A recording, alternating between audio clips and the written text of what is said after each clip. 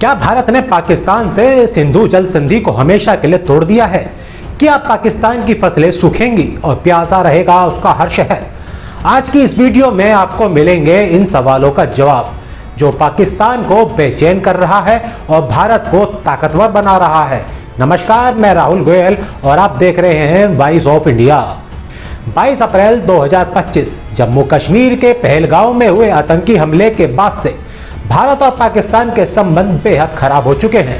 पहलगांव हमले के बाद भारत ने पाकिस्तान के साथ दशकों पहले की गई सिंधु जल संधि को तत्काल प्रभाव से रोक दिया था, जिससे पाकिस्तान बौखलाया हुआ है और वह इसे लेकर भारत को कई चिट्ठियां भी लिख चुका है। पहलगांव में 22 अप्रैल को हुए हमले के बाद 24 अप्रैल को जल शक्ति मंत्रालय की सचिव देवश्री मुखर्जी ने पाकिस्तान के जल मंत्रालय के सचिव सईद अल मुर्तजा को पत्र लिखकर साफ कर दिया भारत सिंधु जल संधि को खत्म मान रहा है और इसकी मुख्य वजह पाकिस्तान के आतंकी हमले हैं। इसकी वजह पाकिस्तान के द्वारा आतंकवाद फैलाना है। भारत के इस जवाब से पाकिस्तान बौखलाया हुआ है और अब तक भारत को 4 बार चिट्ठी लिख चुका है। पाकिस्तान ने अपने इन पत्रों में भारत से अनुरोध करते हुए कहा कि भारत सिंधु जल संधि को रोकने के फैसले पर दोबारा विचार करे।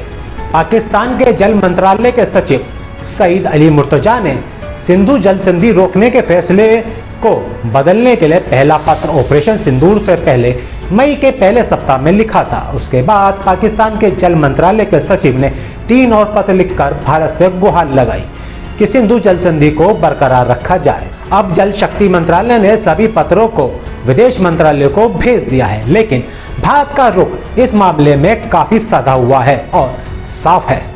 पहलगांव आतंकी हमले के बाद पीएम मोदी ने पाकिस्तान को साफ कर दिया था कि ट्रेड और टेरर, पानी और खून, गोली और बोली एक साथ नहीं हो सकते। भारत ने सिंधु के पानी को लेकर बड़ी योजना बनानी शुरू कर दी है। इसके तहत 130 किलोमीटर की नहर ब्यास नदी को पानी को गंगा नहर तक जोड़ेगी और यमुना को जोड़ने के लिए भी नहर बनाने का प्रस्ताव है। यह 200 किलोमीटर तक का प्रोजेक्ट है। 200 किलोमीटर के प्रोजेक्ट में 12 किलोमीटर का टनल भी बनेगा। यमुना का पानी गंगा सागर तक जा सकता है। इससे दिल्ली, राजस्थान, हरियाणा, पंजाब जैसे राज्यों को फायदा मिल सकता है।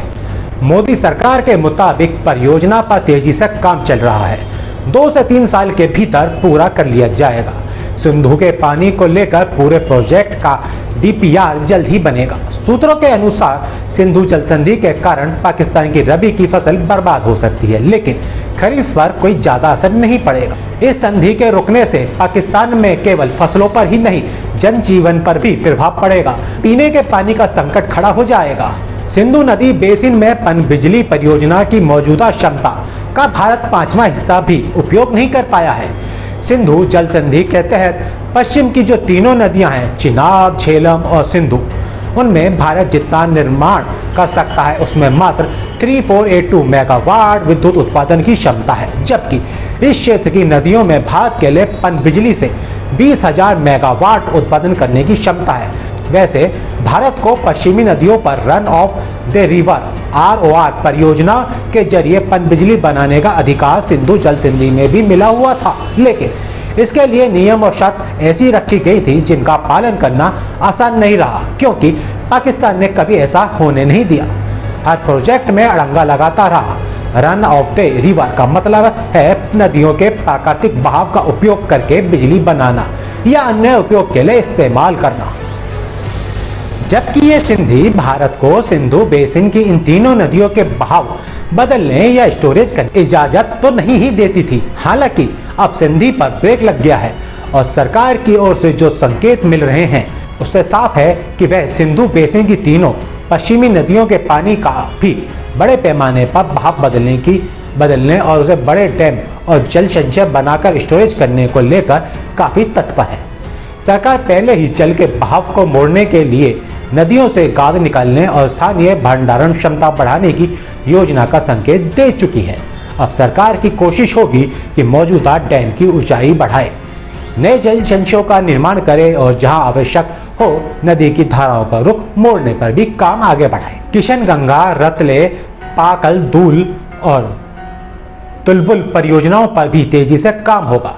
पाकिस्तान की आपत्ति अब बीते दिनों की बात हो चुकी है, इसलिए इन परियोजनाओं के साथ स्टोरेज क्षमता वाले बैराज भी बनाए जा सकेंगे। अभी भारत के पास पश्चिमी नदियों पर सिर्फ 3.6 मिलियन एकड़ फीट पानी स्टोर करने की क्षमता है, जबकि इसका 135 मिलियन एकड़ फीट अभी बरकोट पाकिस्तान को जा रहा है। लेकिन निश्चित रूप से भारत इन क्षमताओं में बढ़ोतरी कर इसके पानी का इस्तेमाल अपने राज्यों के लिए करेगा। ये खबर आपको कैसी लगी? आप अपनी राय कमेंट में हमें जरूर दें। ऐसी खबरों के लिए वॉइस ऑफ इंडिया को सब्सक्राइब करें। धन्यवाद।